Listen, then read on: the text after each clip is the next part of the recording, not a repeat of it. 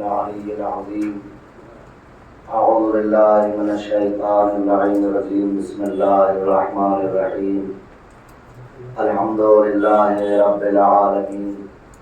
الصلاة والسلام والتحية والإكرام محبوب رب المشرقين ورب المغربين جد الحسن والحسين مولى الكونين بالقاسم وعلى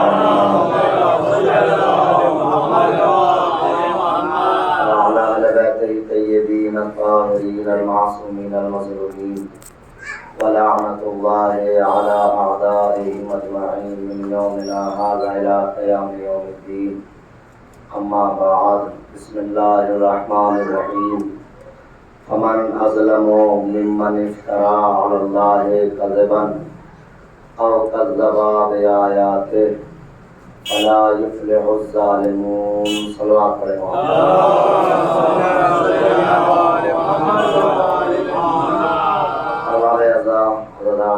کربلا روز 40 اور آپ حضرات کا سوال ہے یہ 40 کی مجلس اور ٹی وی کو غصہ دینے کے لیے تشریف لے کر آئے ہیں اور جمع ہوئے ہیں. اسی سلسلے سے میں نے قرآن مجید کی ایک بڑی مشہور آیت کو آپ کے سامنے تلاوت فرمایا.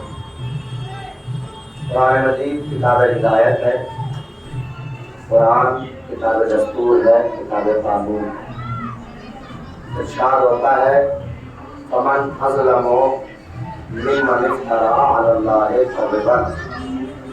دنیا کا سب سے بڑا ظالم انسان ہے وہ شخص جو اللہ کی طرف جھوٹ کو، کذب کو یا بہتان کو اللہ کی طرف نسبت دے. یعنی جو چیز اللہ نے بیان نہیں فرمائی اس کے بارے میں کہے کہ اللہ نے یہ فرمایا ہے. فمن افترى علی اللہ کذبا. دنیا کا سب سے بڑا ظالم انسان وہ شخص اور جو ہے کہ نہیں ہے. سلام بڑے محمد عالم.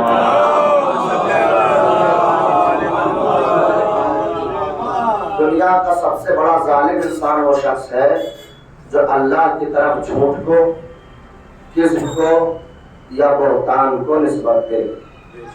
اور وہ شخص ہے کہ جو اللہ کی آیات کا انکار کرے. یعنی وہ آیات و نشانیاں جو اللہ کے وجود کو منوانے کے لیے اللہ نے ان کو خلق فرمایا ہے ان کا انکار کرے. وہ بھی دنیا کا سب سے بڑا ظالم انسان ہے.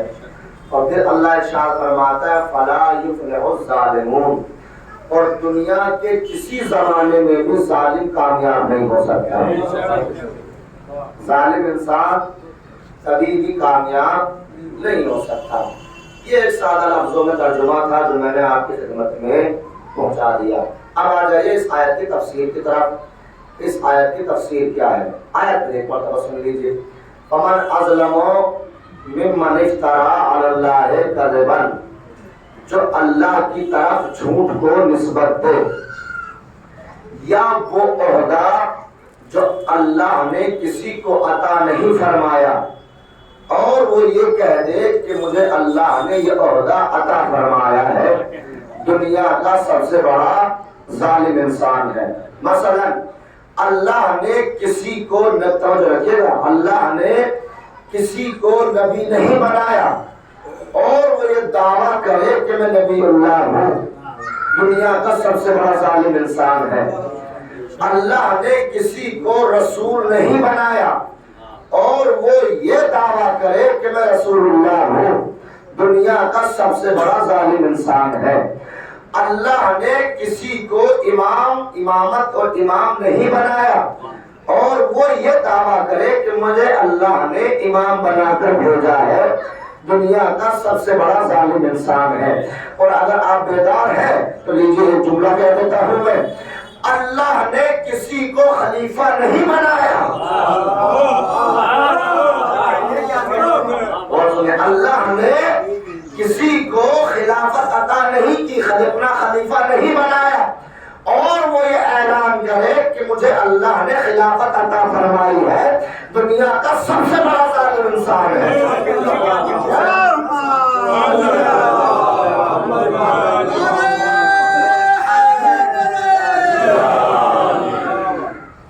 اللہ نے کسی کو خلافت عطا نہیں کی اور وہ یہ دعویٰ کرے کہ مجھے اللہ نے خلافت عطا فرمائی ہے دنیا کا سب سے بڑا ظالم انسان ہے. دیکھیے ایسا نہیں ہے کہ میں آپ کے درمیان پہلی مرتبہ پڑھوں اور مجھے پہلی مرتبہ سننے ہیں. میں آپ کے نظر سے واقف ہوں اور آپ میرے انداز بیان کو جانتے ہیں. تو اب جملہ میں آپ کی بہترین سماعت کے حوالے کرنا چاہتا ہوں. اللہ نے کہا کہ جو جھوٹی خلافت کا دعویٰ کرے جس کو ہم نے خلیفہ نہیں بنایا اور وہ یہ اعلان کرے کہ میں خلیفۃ اللہ ہوں دنیا کا سب سے بڑا ظالم انسان ہے. اب ایک آیت اور سن لیجیے. قرآن مجید کہتا ہے ان الشرک لظلم عظیم. کائنات کا سب سے بڑا ظالم ظلم یہ ہے کہ جو اللہ کی طرف شرک قرار دے یعنی اللہ کا شریک قرار دے.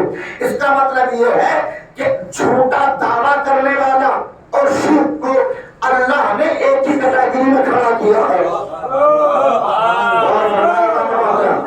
یعنی کہ خلافت کا جھوٹا دعویٰ کرنے والا اور شرک کرنے والا دونوں کو اللہ نے ایک ہی کیٹیگری میں کھڑا کیا ہے. اس کا مطلب یہ جو جھوٹا دعویٰ کرے خلافت کا وہ کل بھی مشرک تھا آج بھی مشرک ہے.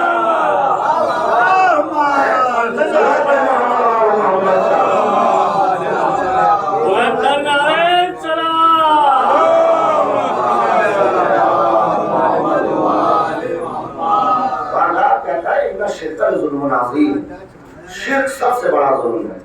ابھی تو آیت کی تفسیر ہوئی ہے. اب آگے بڑھیے. اور پھر کیا کہتا ہے اللہ کہ جو اللہ کی آیات کا انکار کرے اللہ کی نشانیوں کا انکار کرے. آیت کسے کہتے ہیں؟ آیت کے معنی ہے نشانی, آیت کے معنی ہے معجزہ, آیت کے معنی ہے وسیلہ, آیت کے معنی ہے وہ شے جو آپ کو دیکھ کر جس کو دیکھ کر اللہ یاد آ جائے یا جو آپ کو اللہ تک پہنچانے کا راستہ ہو اس شے کو کہا جاتا ہے آیت. آیت. اب توجہ رکھیے گا حضرات محترم, یہاں توجہ کا طالب ہوں خصوصاً بزرگ افراد سے جو اچھا بیان سننے کا عادی ہے. سماعت میں محمد و آل محمد.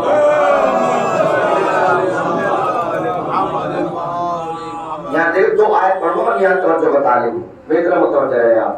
ارشاد ہوتا ہے ان الذین کفروا بآیات اللہ ولہم عذاب شدید. جو اللہ کی آیات کا انکار کرتے ہیں یا جنہوں نے اللہ کی آیات کا انکار کیا ولہم عذاب شدید ان کے لیے دردناک عذاب ہے. اور جو ہے جو جنہوں نے اللہ کی آیات کا انکار کیا ان کے لیے دردناک عذاب ہے. اب کوئی اگر کہنے لگے شیر علی صاحب یہ لفظ کفر جو ہے تو ماضی کا صیغہ ہے, جنہوں نے اللہ کی آیات کا انکار کیا, جنہوں نے کیا ان کے دردناک عذاب ہے. تو یہ جب ایک اور آیت پڑھتا ہوں اللہ پھر ارشاد فرماتا ہے. اب یہ آیت نتیجے کی ہے, یہاں توجہ بتا دیں ان الذین یکفرون بآیات اللہ وَيَقْتُلُونَ النَّبِيِّينَ بغیر حق. نہایت توجہ کا طالب ہو. وہ افراد جو اللہ کی آیات کا انکار کرتے ہیں اور کرتے رہیں گے وَيَقْتُلُونَ النَّبِيِّينَ بغیر حق, اور ناحق جو نبیوں کا قتل کرتے چلے آ رہے ہیں وَلَهُمْ عَذَابٌ شَدِيدٌ. ان دونوں کے لیے دردناک عذاب ہے. کون کون؟ جو اللہ کی نشانیوں کا اور اللہ کی آیات کا انکار کرتے ہیں اور کرتے رہیں گے ان کے لیے دردناک عذاب ہے. اور دوسرا کون؟ جو نبیوں کا ناحق قتل کرتے چلے آ رہے ہیں. اب بہترین سامعین ایک جملہ ارشاد فرما لیجیے. اس کا مطلب یہ ہے کہ نبیوں کا قتل کرنے والا اور اللہ کی نشانیوں کو جھٹلانے والا یہ دونوں بھی ایک ہی کیٹیگری میں ہیں. اس کا مطلب یہ ہے کہ اللہ کی آیات کا انکار کرنے والا اور نبیوں کا قتل کرنے والا ان دونوں کا جرم ایک ہے. اور جملہ کہتے ہیں اس کا مطلب اگر آپ پہنچ جائیں گے اللہ کی سب سے بڑی آیت کا نام ہے علی.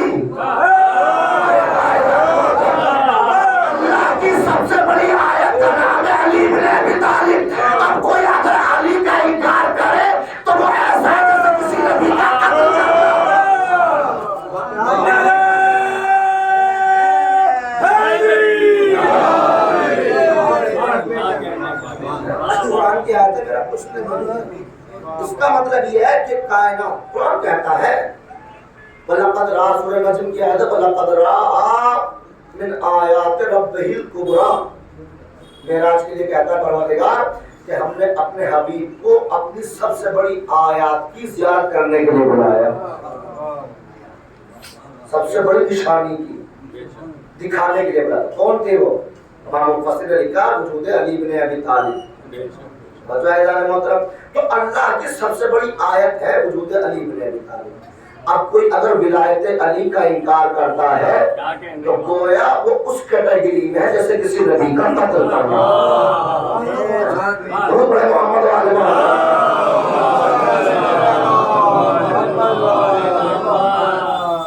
اب آئیے میں آپ کے سامنے ایک تجزیہ اور ایک آگے بات پڑھانا چاہتا ہوں، نہایت توجہ بتا دیں۔ کتاب کا نام ہے سر الشہادتین، مولانا عبدالعزیز محدث دہلوی کی، ان کی کتاب ہے سر الشہادتین۔ چھاپا صاحب بڑا بہترین جو ہے انہوں نے بیان لکھا، اور میں ان سامنے جو ادھر بیٹھے سامنے ہیں میرے، نہایت توجہ بتا دیں۔ وہ کہتے ہیں کہ اللہ نے آدم سے لے کر اور حضرت عیسیٰ تک تمام انبیاء کو مرتبہ شہادت پر فائز کیا۔ کسی کو زہر سے شہید کیا گیا، کسی کو تلوار سے شہید کیا گیا، مگر شہادت کا مرتبہ ان کو عطا کیا اللہ نے۔ پھر ارشاد فرماتے ہیں لیکن تمام انبیاء کے صفات کو جمع کر کر اللہ نے ہمارے نبی کی ذات کے اندر رکھ دیا ہے، ہمارے نبی کی ذات کے اندر رکھ دیا، یعنی آدم سے لے کر عیسیٰ تک تمام انبیاء کے جتنے بھی صفات ہیں وہ تمام صفات کمالیہ کو جمع کیا ہمارے نبی کی ذات کے اندر۔ اگر کوئی کمال ہمارے نبی کو عطا نہیں کیا اللہ نے تو اس کمال کا نام ہے شہادت۔ اگر کوئی کمال ہمارے نبی کی ذات کے اندر نہیں ہے تو اس کمال کا نام ہے شہادت۔ اور پھر وہ آگے لکھتے ہیں کہ چونکہ شہادت کی دو قسمیں ہیں، یہاں توجہ طالب علم ہوتا ہے، شہادت کی دو قسمیں ہیں، ایک شہادت ظاہری اور ایک شہادت باطنی، ایک چھپی ہوئی شہادت، ایک ظاہری شہادت۔ اب چھپی ہوئی ظاہری شہادت اور باطنی شہادت کسے کہتے ہیں؟ اب دیکھیں یہاں بہترین جملہ آپ کی سماعت کے لیے کتابی جملہ ہے، میری خطابت نہیں ہے اس میں، جہاں میری خطابت شروع ہوگی وہاں تو میں آپ سے ٹھیکیدار لے لوں گا۔ وہ لکھتے ہیں کہ کسی کو زہر دیا جائے اور وہ زہر کھا کر یا پی کر اس دنیا سے چلا جائے، اگر وہ شہید کہلانے کے قابل ہے تو شہید ہے، اگر وہ شہید کہلانے کے قابل ہے تو شہید ہے۔ اسے کہا جاتا ہے شہادت باطنی، یعنی چھپی ہوئی شہادت۔ اور اگر کسی کو تلوار سے، نیزے سے، تیر سے، کمر سے قتل کر دیا جائے اور وہ اس سے اس دنیا سے چلا جائے، اگر وہ شہید کہلانے کے قابل ہے تو شہید ہے۔ تو اب اللہ نے ہمارے نبی کو شہادت ظاہری اور شہادت باطنی کا ثواب ادا کرنے کے لیے ان کے دونوں نوازوں کو چن لیا ہے۔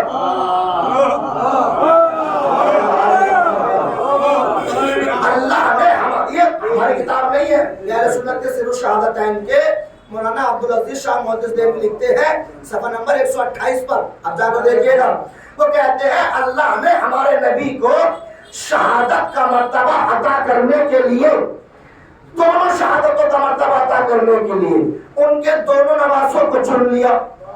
اس کا مطلب یہ ہے، اب وہ آگے لکھتے ہیں شہادت حسن شہادت امام حسن نہیں ہے بلکہ شہادت رسول ہے۔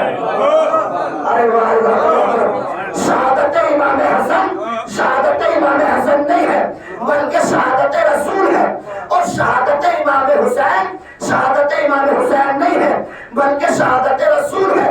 یہ کہہ کر انہوں نے قلم کو روک لیا، جو ہے یہ کہہ کر انہوں نے قلم کو روک لیا۔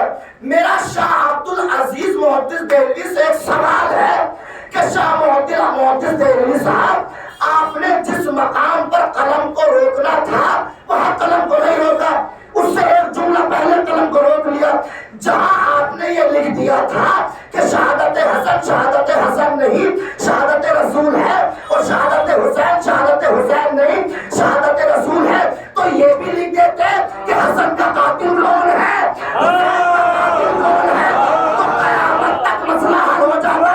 اور اگر آپ کو پتا نہیں ہے تو شیعہ کے کسی بھی بچے سے پوچھ لیتے، حسن کا قاتل معاویہ ہے، حسین کا قاتل یزید ہے۔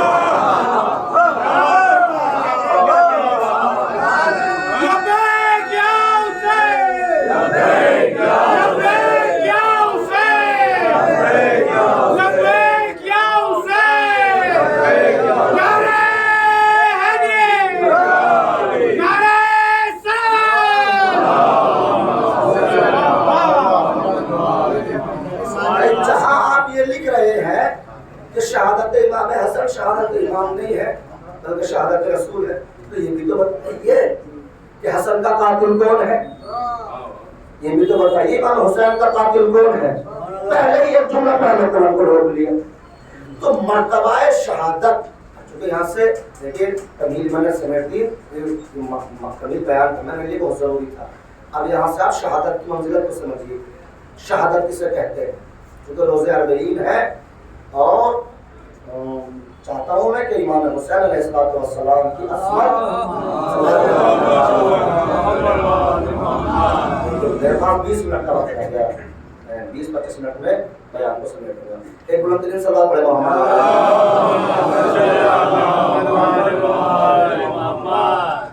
کتاب کا نام ہے سید الشہداء، سید الشہداء حبیب اللہ، آیت اللہ حبیب اللہ، بہت بڑے عالم مذہب شیعت کے، اس میں ریل کی آیت اللہ حبیب اللہ، اور ان کی کتاب 2 جلدوں میں ہے سید الشہداء۔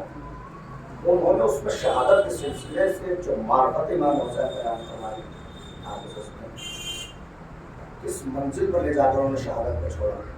وہ لکھتے ہیں، بات شروع کرتے ہیں عالم زر سے، کہ عالم زر میں پروردگار عالم نے تمام انسانیت کو، جس میں انبیاء بھی شامل تھے، آئمہ بھی شامل تھے، اور صرف وہی نہیں تھے، آپ اور میں بھی تھے، آپ بھی موجود تھے عالم زر میں بھی موجود تھا، آپ بھی موجود تھے۔ اللہ نے کہا ساری انسانیت کو پشت آدم سے نکالا عالم زر میں اور جمع کیا، اور جمع کرنے کے بعد اللہ اکبر، لیکن اتنی معرفت کا جملہ انہوں نے تحریر کیا کہ آپ اپنی فکر اور شہادت پر فخر کریں گے۔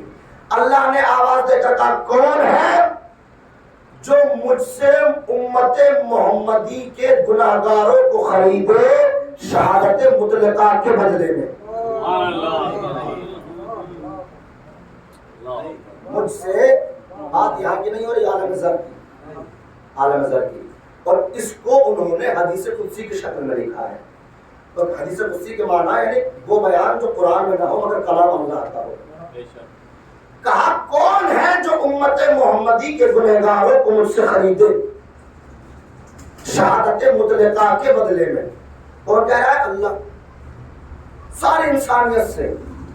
اب ساری انسانیت نے ایک آواز ہو کر اللہ کی بارگاہ میں آواز دے کر کہا، پروردگار یہ شہادت مطلقہ کیا ہے، اور شہادت مطلقہ کا مطلب کیا ہے، اور شہادت مطلقہ کا اجر کیا ہوگا؟ جو ہے محترم، تو اب اللہ نے، اب دیکھیں مسئلہ داد تحسین کا نہیں ہے کہ میں آپ سے داد والی منزل، تو میں آپ فضائل پڑھوں تھوڑے سے آپ کو داد لے لوں گا میں، لیکن آپ نے حقیقت مقصد کو سمجھے گا شہادت کو۔ جیسے ہی اللہ نے کہا ساری انسانیت پر خاموشی طاری تھی، کوئی نہیں تھا، سوال اٹھا ساری انسانیت کی طرف سے، شہادت مطلقہ کا مطلب کیا ہے؟ کہ امت محمدی کے گنہگاروں کو مجھ سے خریدے، بزرگوں کو خریدے بزرگ کی شہادت سے، جوانوں کے گنہگاروں کو خریدے جوان کی شہادت سے، بچوں کو خریدے بچوں کی شہادت سے، عورتوں کو خریدے عورتوں کی بے ردائی سے۔ جب آواز دے کر اللہ نے خریدا، اللہ نے آواز دی تو ساری انسانیت پر خاموشی طاری تھی. جہاں انبیاء اور اوصیاء اور تمام ائمہ خاموش تھے وہاں ایک ذات بولی, ایک شخصیت بولی, اور اس شخصیت کا نام ہے حسین. ارے بھائی جو فرمایا گا. اور آخر میں جو جملہ کہوں گا نہایت اس کو جملہ دھات کا ہے, اس بتا لے دوں میں آپ سے. کہا پروردگار اگر یہ مقصد ہے تو میں حسین امت محمدی کے تمام گناہگاروں کو خریدتا ہوں, تمام گناہگاروں کو امت محمدی کے. کہا وہ کیسے؟ کہ بزرگ گنہگاروں کو خریدتا ہوں میں اپنی شہادت سے, جوانوں کو خریدتا ہوں اپنے بیٹے علی اکبر کی شہادت سے. نہیں ہے مگر سنے آپ بھائی محترم, جوانوں کو میں خریدتا ہوں اپنے بیٹے اکبر کی شہادت سے, میں نونہالوں کو خریدتا ہوں اپنے بھتیجے قاسم کی شہادت سے, بچوں کو خریدتا ہوں میں اپنے بیٹے علی اصغر کی شہادت سے. بات ختم ہوئی. یہاں پر اللہ نے پکار کر کہا خواتین عورتیں, تو جہاں امام حسین خاموش ہو گئے وہاں زینب بولی. اللہ اکبر. یہ ایسے جملے ہیں جو مذاہب کے بھی اور فضیلت بھی. جہاں حسین بھی, چونکہ امام حسین یہ حوالہ نہیں کر سکتے تھے, جہاں حسین خاموش ہو گئے وہاں زینب بولی. اور جناب زینب نے بڑھ کر دیا پروردگار میں تمام امت محمدی کی خواتین کو, گنہگار خواتین کو خریدتی ہوں اپنی چادر کے بدلے میں. ام کلثوم نے کہا اپنی چادر کے بدلے میں, تمام بیویوں نے کہا. عزیزان محترم, اس کا مطلب امت, اب توجہ چاہتا ہوں میں آپ کی یہاں سے, اس کا مطلب تمام امت محمدی کے آقا ہے جو گنہگار ہے, اس کے آقا کا نام ہے حسین. اور بھی فرمایا آپ نے. اس کا مطلب یہ جتنے بھی امت محمدی میں گنہگار ہے, اب اللہ نے یہ وعدہ کیا حسین میں بھی تم سے وعدہ کرتا ہوں کہ میدان محشر میں جس کو آپ کہہ دو گے وہی جنت میں جائے گا, جس کو آپ کہہ دو گے وہی جنت میں جائے گا.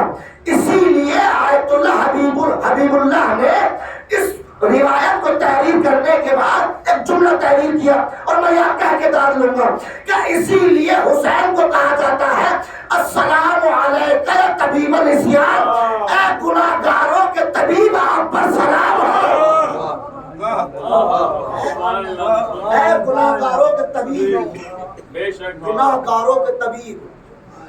یہ نہیں کہا دماغ کے ڈاکٹر, ہاتھ کے ڈاکٹر یا آنکھوں کے ڈاکٹر, آنکھوں کے طبیب. نہ کیا کہا السلام علیکہ یا طبیب الاسیان, اے گناہگاروں کے طبیب آپ پر میرا سلام ہو. اب کہتے ہیں جملہ بیدار ہے کہ نہیں ہے؟ اس سلام پڑھے محمد والے. السلام علیکہ یا طبیب الاسیان, اے گناہگاروں کے طبیب آپ پر میرا سلام. اگر حسین گناہگاروں کے طبیب نہ ہوتے تو فطر اس کو کبھی بالوں پر عطا نہ کیا جاتے.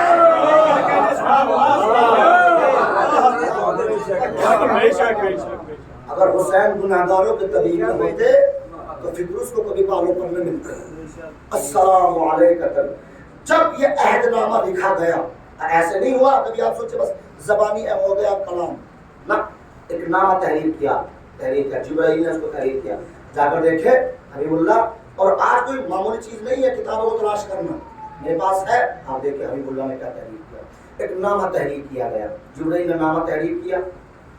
جب یہ نامہ تحریر کرنے کے بعد پیغمبر کی خدمت تک پہنچا عالم زر میں, تو اللہ کے نبی گریہ فرمانے لگے اور آواز دے کر کہا حسین تو نے میری امت کے گناہگاروں کو خریدا ہے. اللہ اکبر. حسین تو نے میری امت کے گناہگاروں کو خریدا ہے.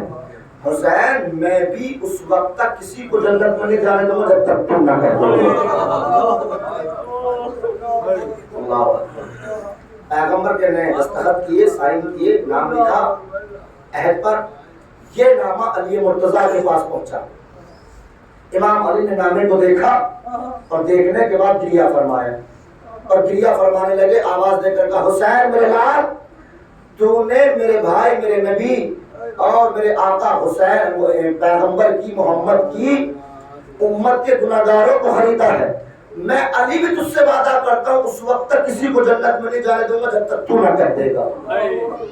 پہنچا ہے محترم، اور پھر جناب سیدہ کے پاس پہنچا، انہوں نے بھی یہی جملے کہے، پھر امام حسن کے پاس پہنچا، انہوں نے بھی یہی جملے کہے، حتیٰ کہ 11 ائمہ کے پاس یہ نامہ پہنچا اور سب کے دستخط ہوئے، ہر امام نے یہی فرمایا۔ توجہ ہے محترم، جب یہ تمام نامہ دستخط کر دیا گیا تو اب اللہ نے، توجہ ہے محترم، جو اندر ہے باہر ہے، آج آپ کو پتا چلے گا کہ جو حدیث ہے پیغمبر نے فرمائی تھی اس حدیث کا اصل مطلب کیا ہے۔ اللہ نے آواز دے کر کہا حسین میں آج وعدہ کرتا ہوں پوری دنیا میں اگر کوئی کشتی نجات ہوگی تو تیری محبت ہوگی۔ سمجھ میں آیا آپ کے کہ حسین کو کشتی نجات کیوں کہا گیا؟ پیغمبر نے فرمایا ان الحسین مصباح الہدی سفینۃ النجاۃ، حسین چراغ ہدایت ہے، حسین نجات کی کشتی ہے۔ کیوں؟ یہ وہ وعدہ تھا جو حسین نے آل نظر کے اس وعدے کو نبھایا۔ اب 2-3 جملے اور میں مسائل کی طرف لے جاؤں آپ کو، کیونکہ 40 کا دن ہے اور مسائل تھوڑا سا پرانی ہو جائے تو آپ کا حق کے مجلس ادا ہو جائے۔ امام حسین علیہ السلام، اس ذات کا نام ہے اللہ اکبر۔ بڑے پیارے پیارے جملے حبیب اللہ نے تحریر کیے ہیں، سن لیجیے اعزان گرامی۔ اللہ کی منہ بولتی زبان کا نام ہے حسین، اور اللہ آپ کو سلامت رکھے وہ لکھتے ہیں کہ علی کی شمشیر سیاست کا نام ہے حسین۔ علی کی شمشیر سیاست کا نام ہے حسین۔ اور ایک جملہ بہترین سماعت کے حوالے اگر پہنچ جائے، فاطمہ کے دربار میں پڑھے جانے والے خطبے کی صداقت ہے حسین۔ فاطمہ کے دربار میں پڑھے جانے والے خطبے کی صداقت ہے حسین۔ اور ایک جملہ بڑے شہزادے کے لیے تحریر کیا کہ امام حسن کی شخصیت اور عظمت کو سمجھنا ہے تو بس یوں سمجھ لیجئے کہ حسن وہ امام ہے جو حسین کا بھی امام ہے۔ حسن وہ امام ہے جو حسین کا بھی امام ہے۔ اسی لیے امام حسین علیہ السلام کی زندگی پر آپ ڈالے تاریخ کے اعتبار سے تو یزید نے پروپیگنڈا بنایا۔ 2 منٹ کی بات اور ہے فضائل کے سلسلے سے۔ جب امام حسین مکہ پہنچے، یہی حبیب اللہ لکھتے ہیں اپنی کتاب میں سید الشہداء میں، کہ مولا آپ کی عظمت کو سلام، آپ کی بلندی کو سلام، دنیا آپ کی عظمت کو پہچان ہی نہیں سکتی۔ لیکن جب مکہ پہنچے اور حاجیوں کے احرام میں تلواروں کو چھپا ہوا دیکھا تو حسین نے اپنے قدموں کو پیچھے کھینچ لیا۔ اب وہ وہاں سے 2 باتیں بیان کرتے کہ یزید نے پورا پروپیگنڈا بنایا تھا امام حسین کو مکہ میں قتل کرنے کا، ارادہ مکہ میں قتل کرنے کا تھا۔ یزید نے اپنی فوج کے کچھ لوگوں کو بلایا، ایک دستے کو بلایا، اور بلانے کے بعد کہتا ہے کہ تمہارا کام یہ ہے کہ تم حسین کو مکے میں احرام کے درمیان جب وہ احرام باندھے ہوئے ہوں طواف کر رہے ہوں قتل کر دینا۔ میں نے کہا ٹھیک ہے، چلے گئے۔ دوسرے دستے کو بلایا اور بلا کر کہتا ہے کہ جب یہ حسین کو قتل کرتے تو تم ان کو قتل کر دینا۔ یزید کوئی معمولی شخص نہیں تھا، 3rd ورلڈ پر حکومت کرتا تھا۔ کبھی آپ کوئی سوچے کہ کوئی کن کھجورے کی اولاد کا دیوار سے نکل کر آ گیا تھا، ایسے ہی صرف برِ صغیر بچا ہوا تھا، یہ اس کو ہم برِ صغیر کہتے ہیں، ورنہ روم سے لے کر اور افریقہ، ایران سے لے کر افریقہ تک حکومت پھیلی ہوئی تھی۔ کہا بلایا کہ جب یہ حسین کو قتل کرتے تو تم ان کو قتل کر دینا۔ ہاں ٹھیک ہے، ان کو بھیج دیا۔ ایک تیسرے دستے کو بلایا اور بلانے کے بعد کہتا ہے کہ جب یہ حسین کو قتل کر دے تو تم ایک آواز بلند کرنا، اور آواز یہ بلند کرنا کہ مسلمانوں حرمت کعبہ پامال ہو گئی ہے۔ اور کعبے میں حج کرنے کا کوئی فائدہ نہیں ہے، جو جائے امن ہے اس کی امنیت ختم ہو گئی ہے۔ یعنی حسین کے ذریعے حرمت کعبہ کو پامال کرنے کا مقصد تھا۔ یعنی یزید یہ سوچ رہا تھا کہ اگر حسین کعبے میں قتل کر دیے جائیں گے تو قیامت تک کوئی بھی مسلمان کعبے میں حج کرنے کے لیے نہیں آئے گا، اور یہ کہہ دے گا کہ جب جس کعبے میں حسین قتل کر دیے گئے وہاں حج کرنے سے کیا فائدہ ہے۔ اللہ اکبر۔ مگر جب حسین نے احرام میں تلواروں کو چھپا ہوا دیکھا، اب بہترین جملہ آپ کی سماعت کے حوالے ہے، داد دے نہ دے آپ کی مرضی ہے، حسین نے ایک قدم پیچھے کھینچ لیا اور اپنے حج کو عمرے سے بدل دیا۔ اب جملہ کیا دوں؟ جس حسین کا پیچھے ہٹتا ہوا قدم کعبے کی طہارت بچا لے، جس حسین کا پیچھے ہٹتا ہوا قدم کعبے کی طہارت بچا لے، اس حسین کا آگے بڑھتا ہوا قدم توحید بچاتا ہے۔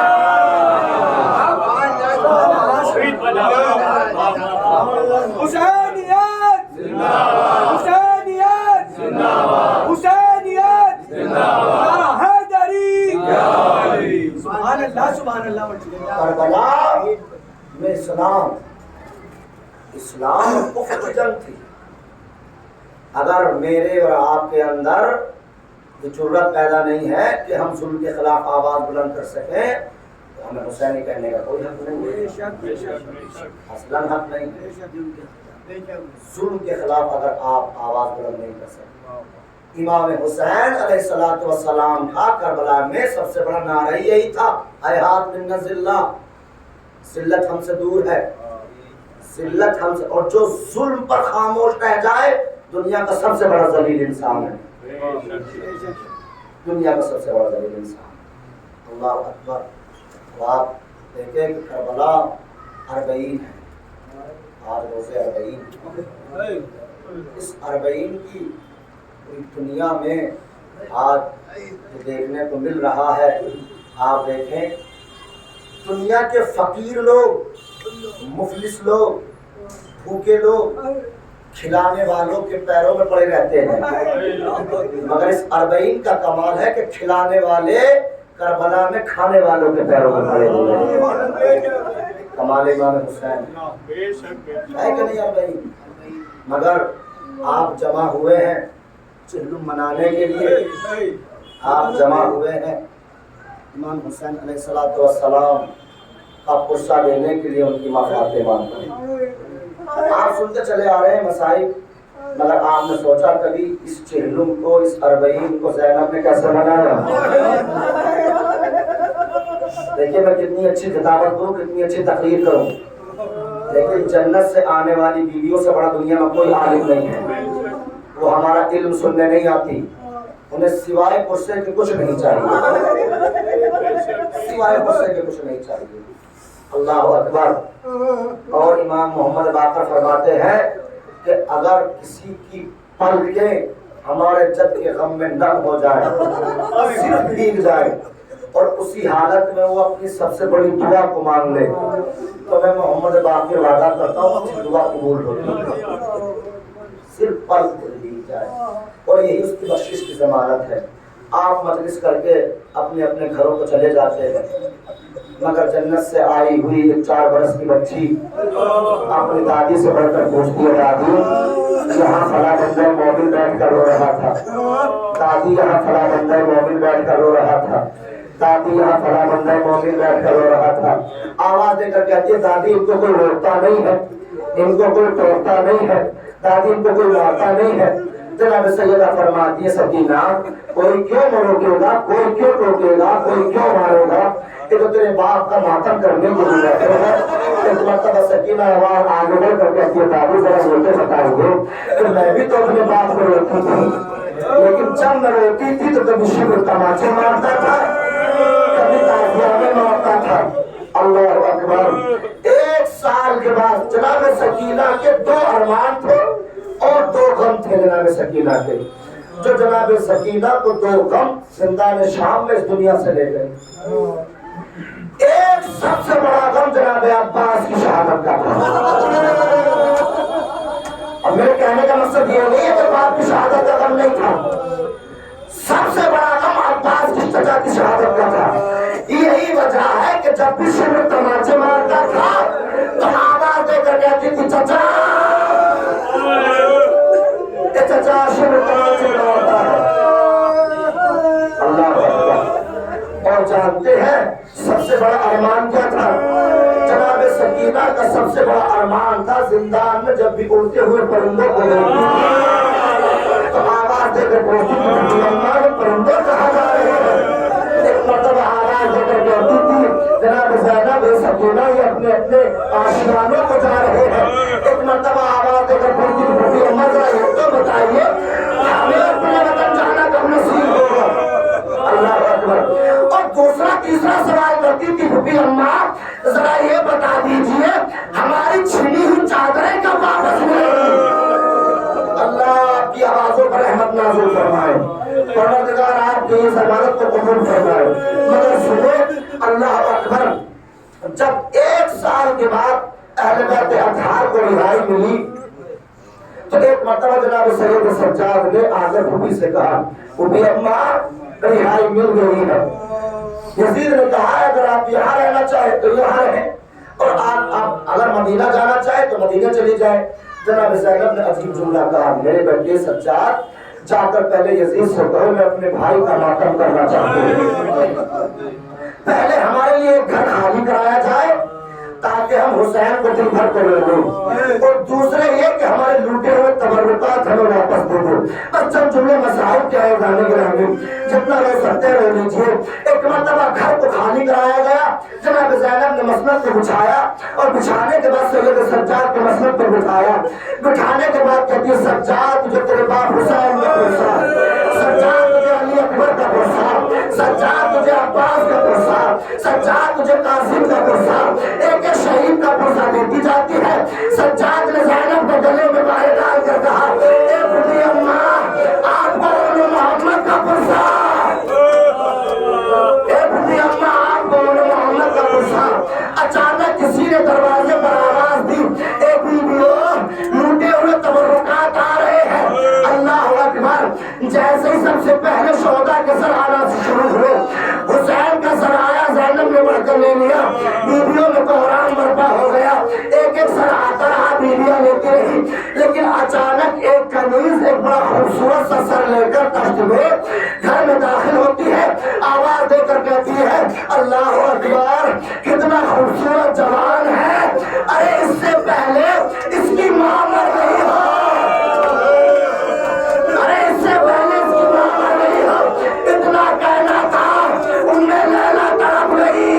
اے بیوی ایسا نہ ہوا لا میرے لال کا سر مجھے دے دو.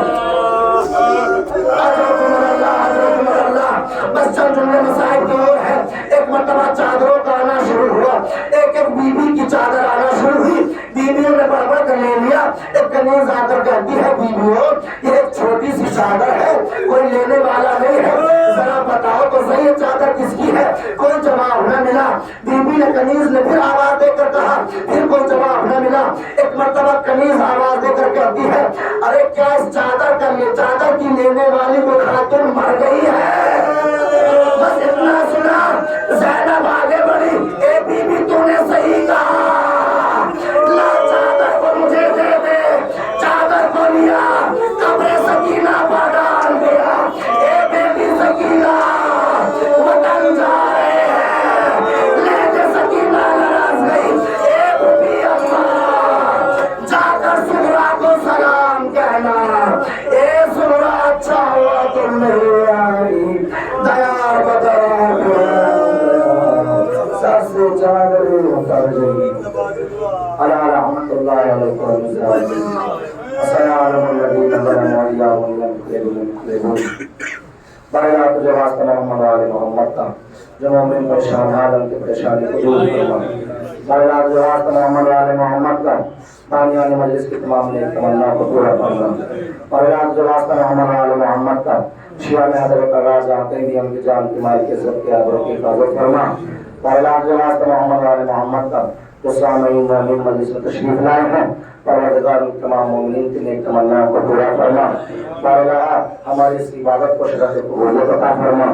بارگاہ جو واسطہ محمد علی محمد کا ایران کو کامیابی و کامیابی عطا فرما، اسرائیل کو نصف نابود فرما، پرچم اسلام کو سر بلند فرما، پرچم کفر و نفاق کو سر نگو فرما، مولا یہ واسطہ محمد و آل محمد کا حجت آخر امام زمانہ کو ضرورت تعظیم فرما، ہمیں ان کے انصار و شمار فرما. ربنا تقبل منا انك انت السميع العليم ورحمة الله وبركاته.